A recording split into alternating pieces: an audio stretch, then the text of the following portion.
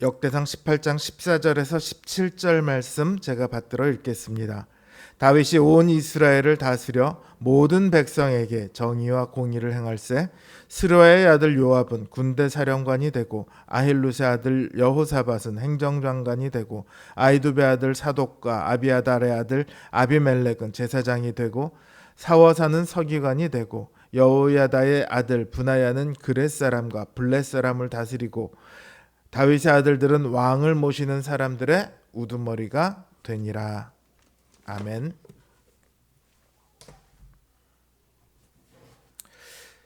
하나님께서는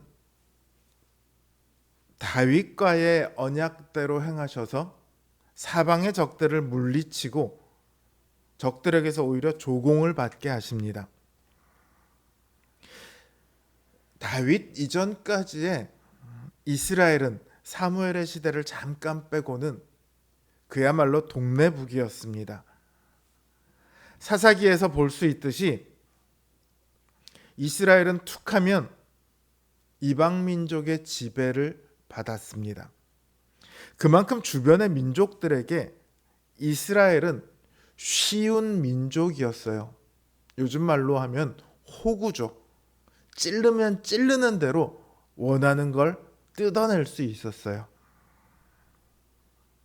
그러나 그들은 알지 못했습니다. 그 쉬워 보이는 이스라엘의 하나님이 어떤 분이신지, 얼마나 크고 강한 팔을 가졌는지 몰랐습니다.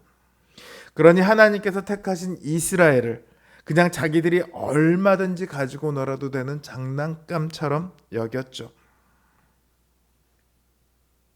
그들이 생각하는 것처럼 이스라엘은 약한 민족입니다. 그러나 이스라엘의 하나님은 결코 약하지 않죠.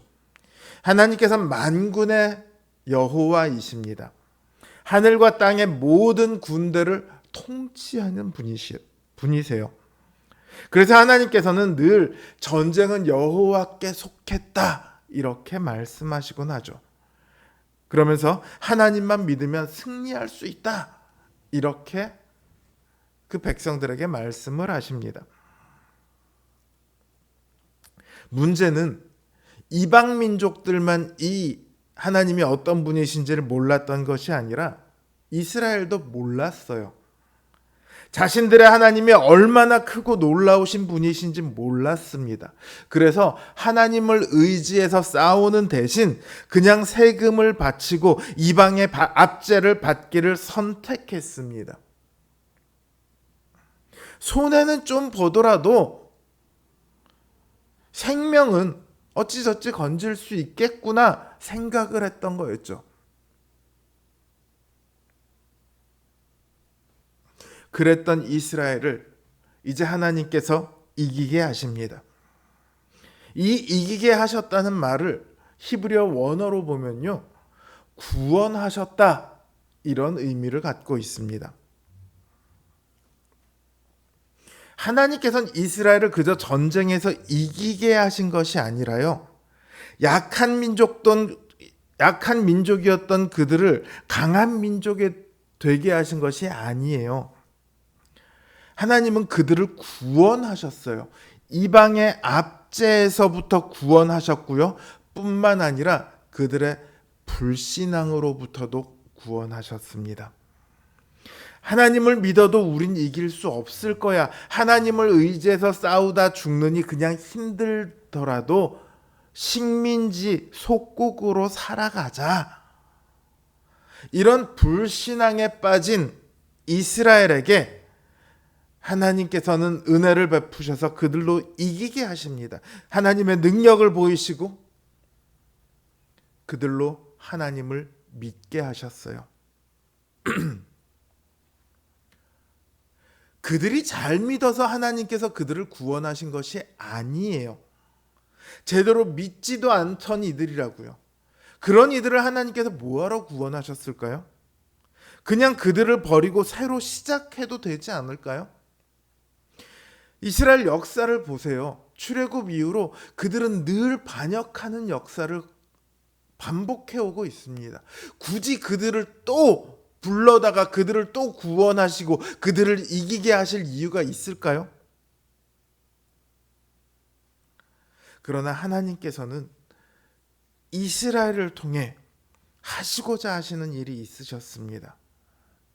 그 일은 온 땅에 이스라엘의 하나님이 어떤 분이신지를 보이는 거였어요.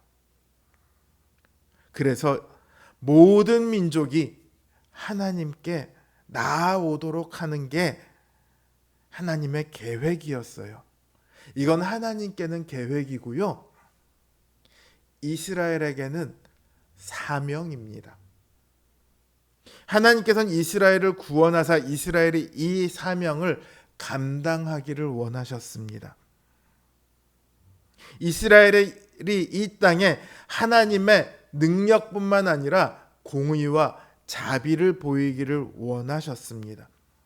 다윗은 하나님의 그 뜻을 알았어요. 그래서 그 뜻에 순종합니다. 이스라엘은 하나님께서 부르시고 율법을 주셔서 지키게 하신 하나님의 나라입니다. 그러니 당연히 하나님의 공의로 그 나라를 다스려야 하죠. 그래서 공과 의로 나라를 다스립니다. 그 부하들을 세우죠. 이들은 그럼 누구를 따라 하겠습니까? 다윗을 따라하는 부하들인 거죠. 이제 이스라엘은 하나님의 언약에 따라 제대로 된 사명을 감당하기 시작할 겁니다. 그 모습들이 곳곳에서 보여지고 있죠. 다른 나라들이 이스라엘에 나와서 조공을 바칩니다. 우리는 너희에게 속했어, 이렇게 말하는 거죠. 그리고 이제 21장에 가면 또 하나님의 자비를 보여주는 사건이 있습니다. 그건 이제 뒤에 가서 얘기를 하고요. 자, 이스라엘이 가진 사명은요, 오늘 우리가 가진 사명입니다. 하나님께서는 우리를 은혜로 대하시긴 해요. 근데 우리에게 은혜로만 모든 것을 다 행하지는 않으십니다. 쉽게 말해서 너 뭘 해도 다 괜찮아, 내가 은혜로 다 감싸줄게, 하나님께서 이렇게 우리를 대하지 않으신다고요. 하나님께서는 은혜로 구원받은 우리가 공의를 따를 것을 요구하십니다. 이 땅에서 교회가, 그리고 우리 성도들 한 사람 한 사람의 삶이 누구보다 옳고 누구보다 선한 모습이 되기를 원하십니다. 그게 우리를 구원하신 하나님의 목적이고 계획입니다. 그리고 다윗이 공의와 자비로 이스라엘을 다스린 것처럼 공의와 자비로 교회와 우리의 삶을 채워나가야 해요. 그게 하나님의 특별한 목적 아래 선택된 우리 성도들의 사명입니다.